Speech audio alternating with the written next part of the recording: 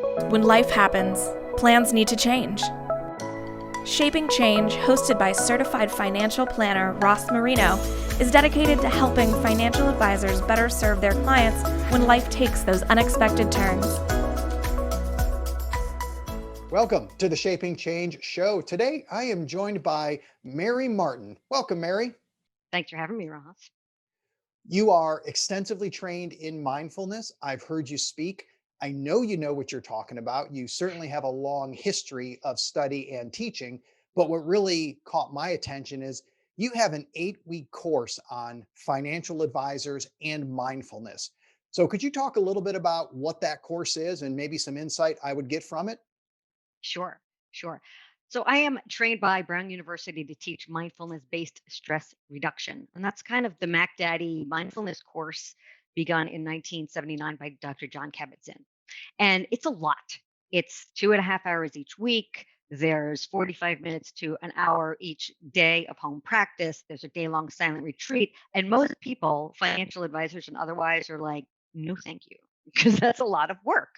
And when am I going to have the chance to do that? And you can't be absent. You have to come to each class. And so I saw that there was interest from advisors. And I also saw that there was a lot of pushback at, like there is in humans in general, against all of that time. And it's not really something that is smiled upon to change MBSR. You just don't do it. So I didn't. I created something new for financial advisors that's pretty much half the time, but also focuses on their practice and on the challenges of their practice and client work. Because in MBSR, you don't do that. It's only on your experience in the moment. We don't talk about what you do for work. People don't get to know each other. There's no conversation. So I wanted to create something that was relevant to financial advisors, from presence to listening to communicate. And it's a different kind of listening, as I think you know, and communicating to emotion regulation, to mental flexibility and agility, and to co-regulation and issues of interpersonal biology and polyvagal theory and even trauma, because sometimes you're sitting across from somebody who is wildly dysregulated, and you're not a therapist, but you need to know what to do or not to do, or how to handle yourself best. And most important, though, is the ability that you learn through mindfulness. John would say his original intention, John Kabat-Zinn, was to shift the bell curve of humanity toward greater health and well-being. And that's really what these practices do. So we hear a lot about focus and being a Jedi and concentration and peak performance, and you've seen Wendy Rhodes on Billions, and it's not like that. It really isn't like that. It's a self-discovery. It's learning about your own thoughts and your own emotions and your own maladaptive behavior patterns, and kind of hacking them, and and noticing who you've been and how you've been, and deciding if that's okay for you. And if not, maybe doing a little transformation, a little inner transformation through mindfulness. Does that I help? love that you focus on helping advisors apply this because that's not in original curriculum. Just Yeah. 2 days ago, Liz, our COO, was in my office. And after many years working here, she was saying how you never know what the phone is going to bring. It rings, you pick it up, and it's a client saying, here's what's going on, or an email. And it's something that I told her years ago that you just can't imagine the kind of calls that we're going to get. And we were going through just this week some really intense calls we had where life happens and plans change. And we need to be prepared as advisors to do that. Now, I understand the word resilience in a simple sense. I think overcoming hardship, right? Life happens, plans change, life can be hard. I've got to overcome hardship. However, I know from speaking with you, that's a little simplistic. So, how do you define resilience? It depends on who you talk to, but that's sort of close. It's adversity. So we are adaptive systems, like us. We're open systems, we're complex systems, and we are made to adapt. And adaptive systems learn to adapt through resilience, and resilience is kind of defined by being put into uncomfortable situations. So if you are not challenged by adversity, your ability to deal with adversity will actually wane. And we see this in education, we see this in parenting. So we see this in human beings. We need adversity. And so it's kind of a matter of, well, how much and when. It's like set and setting. So Dr. Dan Siegel has this great kind of construct of the window of tolerance, he calls it. And it's kind of your optimal state of arousal for your nervous system, where you feel safe and brave and curious, and you're capable of planning. If you make mistakes, it's not tragic. You're all kinds of creative. And then things happen that toss you outside of that window of tolerance. Either you get panicky and anxious, or you start to like check out and get stuck or numb. But either way, you're not in that window anymore. And resilience is actually being in your window, getting tossed out, and having the inner resources to get yourself back in. So cultivating resilience is cultivating, and this is what we do through mindfulness. We're cultivating the ability to get ourselves back into our window of tolerance, to get yourself back to your state of psychological well-being. So that's kind of how it's defined. You're tossed out, all kinds of things happen, and that's great. You're not aiming to be in your comfort zone or in your window of tolerance for your whole life, because you don't learn anything. So the way we learn and grow and the way we adapt as complex open systems is by facing adversity and not facing it and running the other way. So not avoidance, not facing it and saying no thanks and not feeling it, but facing it, experiencing it in the body, experiencing just how painful or uncomfortable or and experiencing it in the mind, and then working with it. So you can't just run, that doesn't do it.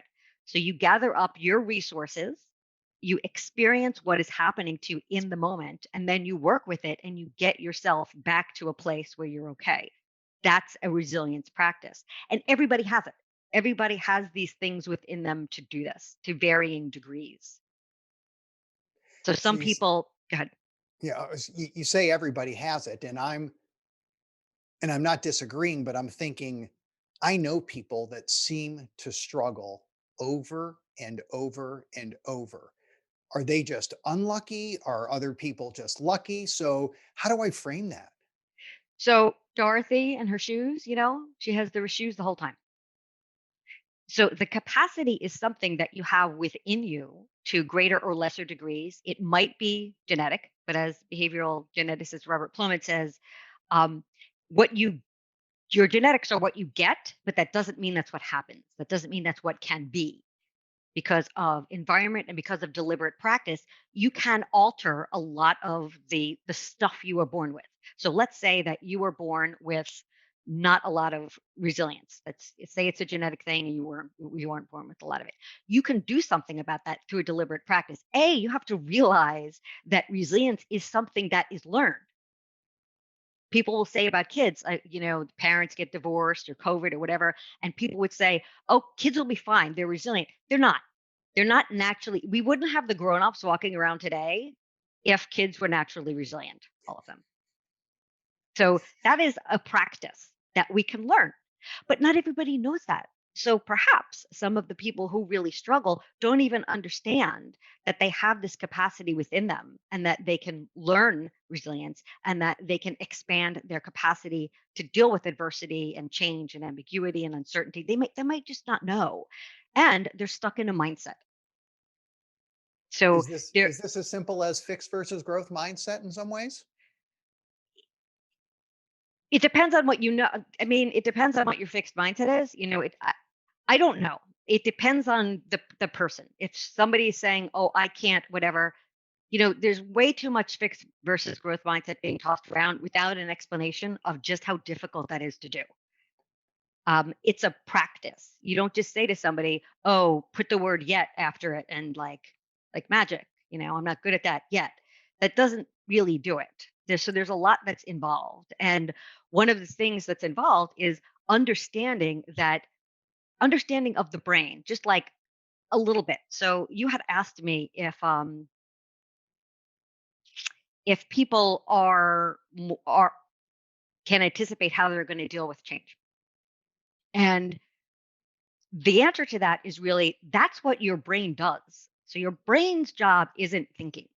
Your brain is a prediction mechanism.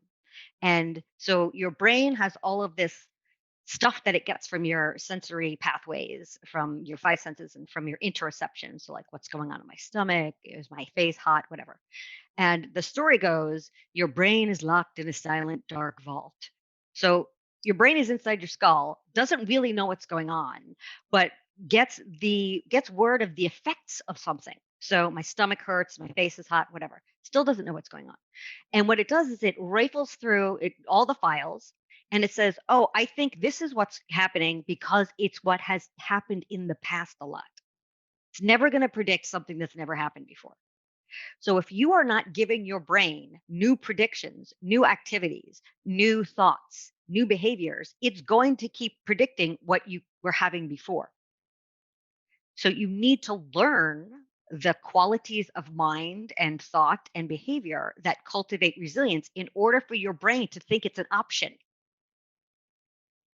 So if you haven't been resilient before, guess what you're not going to be tomorrow unless you change something about the way you do your life.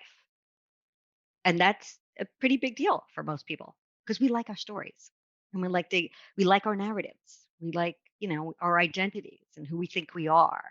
And it's a challenge to some people of who they say they are because you don't have to be that person who doesn't do change well.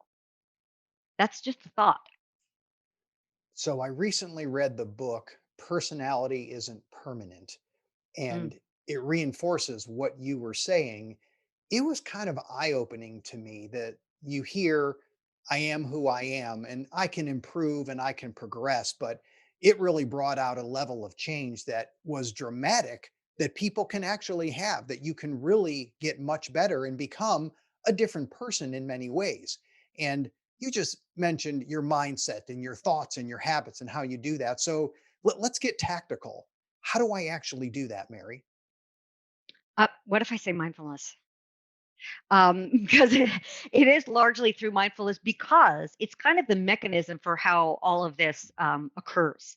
When you learn to pay attention to not just your thoughts, but the sensations in your body and notice the moments when you are constructing emotions, notice the moments when you are constructing stress, and you realize just how much you can do to change what happens next from moment to moment.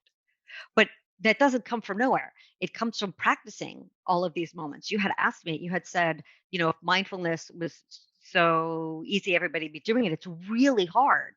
John Kabat-Zinn says it's simple but not easy. And so it's to sit down and pay attention to some random anchor point. It's not really random. And to just train your mind to just come back to an anchor point seems like, why am I doing this? So it's a hard sell for a lot of people until they begin practicing and until they begin to experience their own mental agility and emotional regulation. And and John also says that mindfulness is a way of being in relation to everything.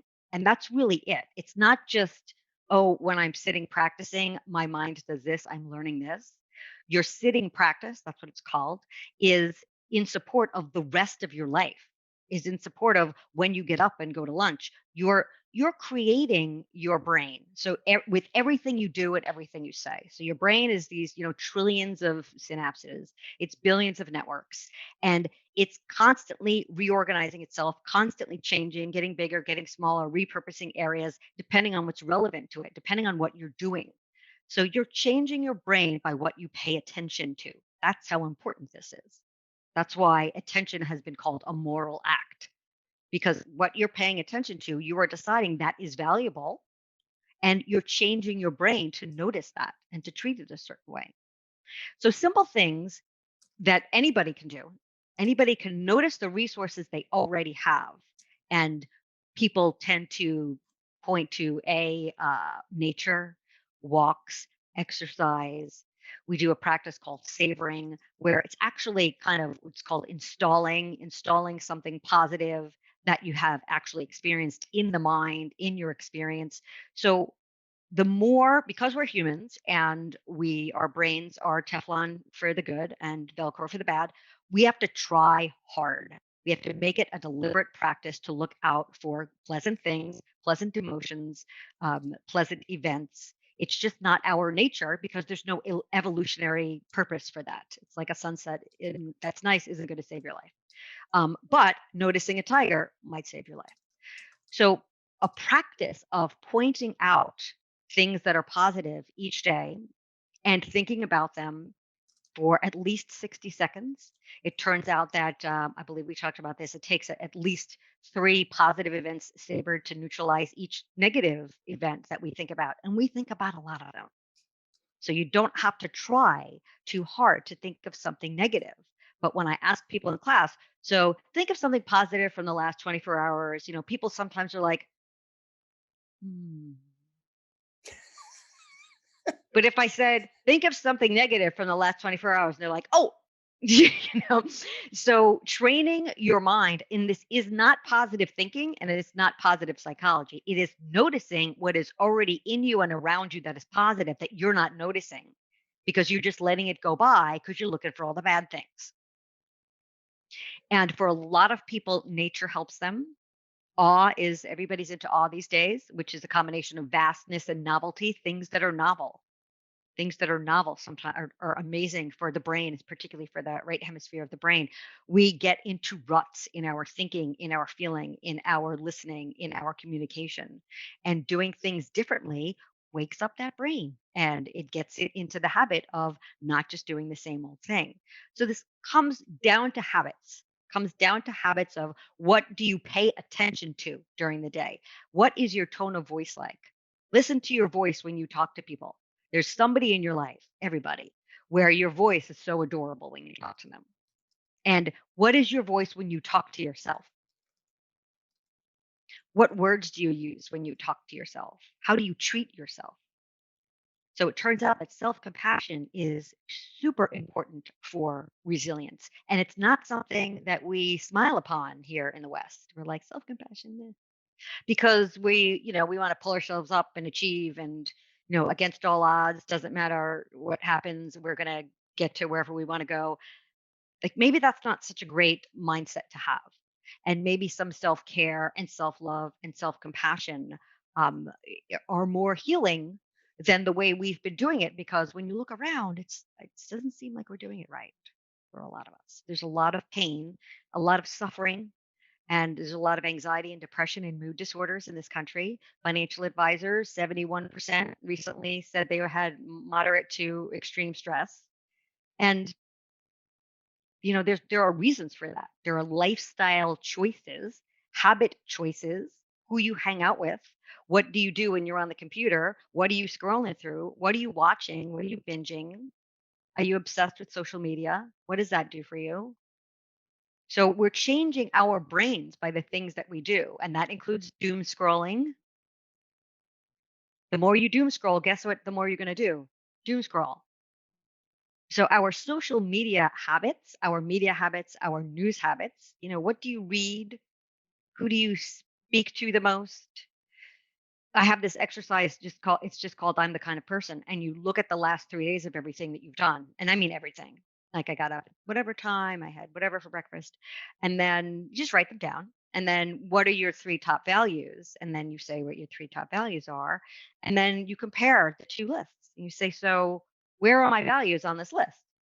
And sometimes people say, "Can we use different days? I don't want to use the last 3 days."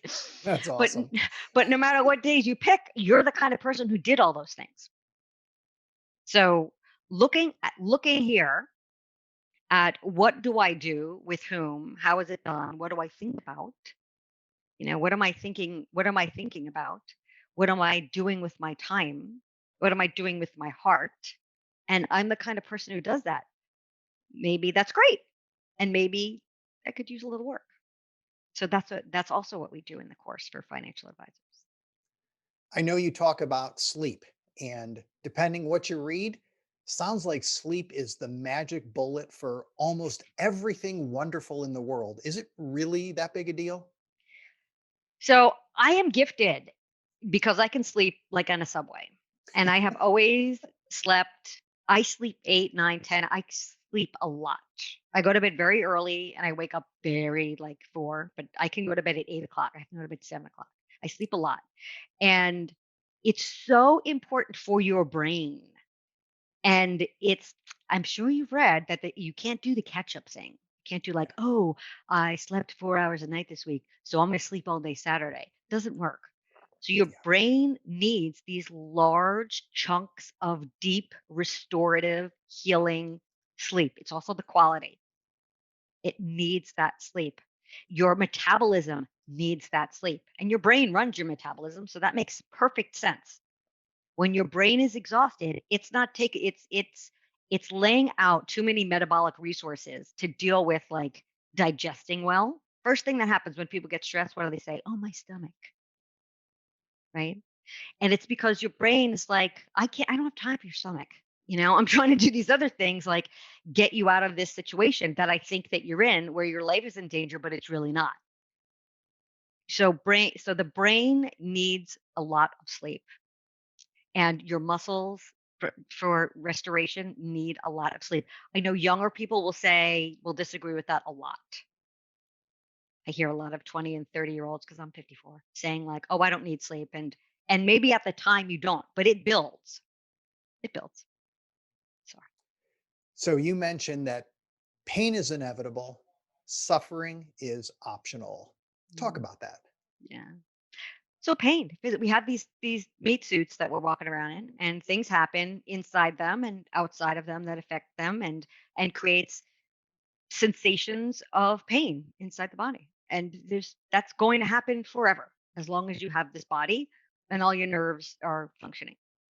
So suffering though is what happens when the mind gets involved and when thoughts and emotions get like attached to the pain that you're having. And you create stories about your pain that never ends, or your pain that's in your whole body, or your why me pain, or this happened again pain. All of the stories around your identity and around the particular pain and around the event, they just start going, going, going. This is also called the second arrow, where somebody shoots you with an arrow in the foot, right? And there was nothing you can do about that. They shot you with an arrow, it's there. But then you keep shooting yourself with more arrows by thinking about the person who shot you with the arrow, by thinking about like why are arrows legal anyway, by having your mind go on the treadmill of all of the thoughts around the first arrow. You're creating all of these second and third and fourth and fifth arrows, creating mental and emotional suffering for yourself. And through practice though, you can notice it's not like fun, but you can notice that pain are it's there are sensations in the body, and you don't have to experience them with thoughts or emotions. And there are plenty of things that you can do with pain also to notice that maybe it's not what you thought it was. Like, does your whole body really hurt? Does your right pinky hurt? And there are ways that you can work with awareness to broaden your awareness out and out and out, because it's a matter of, say you're walking down the street, you stub your toe, all of your attention goes to your toe. So physical pain is a wonderful way to bring you into the present moment, because pain is only in the present. However, you can get carried away with that attention and be so focused on it that you don't realize there are other things in your experience. No matter how much of your body hurts, there are sounds and they don't hurt.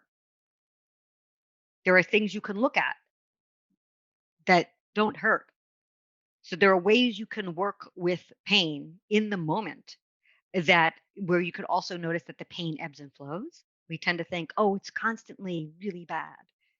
But if you move toward it, sometimes you notice it changes. It changes, it morphs, it moves, it goes like this, it goes like this, it goes like this, it goes like that. And that's part of mindfulness practice, because we don't push that stuff away. That's a part of resilience, building your capacity to be with what we call the unwanted. And the unwanted comes in the form of thoughts, and it also comes in the form of sensations and emotions. Before we go to the final question, how about, is there anything I didn't ask you that you wished I would ask you? I want to know, can I ask you a question? Fire away. You have a mindset it seems you have a story about your own ability to focus or learn to pay attention or mindfulness, and I was just curious about where that comes from. I'm not sure I know how to answer that. So what do you perceive as my story or my focus? So what are you I referring to? No, You I'm don't just know. being curious. Okay. I when I hear somebody say, because here's what I hear a lot, and because this is what you experience, you begin to get to know your own thoughts, and most people come up with two things: I can't do this, and I'm crazy, or my mind doesn't stop ever. And that's actually me. My mind is, but as we would say in mindfulness, that means you should practice even more. Like if you don't have time to do it, you should practice more. If you think you can't do it, you should practice more. And I'm just curious about your edge around this whole issue, because it seems like there is. So my approach would be there's nothing new under the sun. Anything that impacts me has impacted other people throughout history, and many of them not only survived, but they thrived. So that simply means, Mary, I am able. I can, as others could. And regardless of how hard life seems at different times, somehow you get up the next day and you press on once again. Other people do it. Why can't I do that on a regular basis as well? So I guess it's the eternal optimist that regardless of what's going on around you, it's going to be okay, whatever that means. And I will have whatever I need in order to make sure I make it through. Okay. I feel like you didn't answer my question. Do you have a follow up? Yeah. So, and you can like ditch this. I feel like you didn't answer my question. I feel like there's part of you that doesn't want to examine your own awareness and your own thoughts. Okay, so here's what I'll tell you then. I get that. I do journal, and my morning time is when I actually write. That's my mindfulness time. And I will say I push myself, but sometimes struggle to write down the takeaway. And the takeaway is, what do I know? What am I thinking? What have I learned? If I was mature in mindfulness, I'll bet those words would flow a little more easily than they do because I would be so aware and in tune of what's going on. I would be able to articulate that and write it out. But I know there's days when I sit down and think, okay, what's my takeaway? What did I learn? What do I need to know? So I believe there's a lot more. I could have much more depth and insight. Don't have it at this moment, or whatever level I have. I think it could be a lot more in the future. I definitely need more mindfulness. What do you think? Is that a little more accurate? It's great, and there's always a space for you. So let's go to the final question then. Here we are with the magic wand. If you could wave the magic wand and you could change anything in the world, Mary, what would you change? That's somebody who has daughters who's got that Two. kind of magic wand. Yeah, I know. Absolutely. Because Snatch them from them. I have magic wands like that. That's how I know. It would be the obvious. It would be that I teach parents also, and I teach teens and teachers as well, and school psychologists. And if everybody, if parents, if educators, politicians, um, captains of industry had this experience, because part of what we didn't get to talk about in mindfulness is that there's an ethics that underlies it. The serial killer Dexter was plenty mindful and focused and concentrated, but he had an attitude of obviously wanting to harm people. And mindfulness isn't just focus, it's a focus with a wholesomeness and with a goodness and with a curious friendliness, and and it wants the best for humanity through each of us. So I would say that I would want everybody to learn mindfulness. Great way to finish. Mary Martin, thanks so much for being on the show. Thanks for having me, Ross. Thank you for listening to Shaping Change with Ross Marino. This show is for general information purposes only and is not intended to provide recommendations or advice. Speak with a legal, tax, or financial advisor before making any decisions. Past performance references are historical and do not guarantee future results. Visit rlsummit.com to learn more.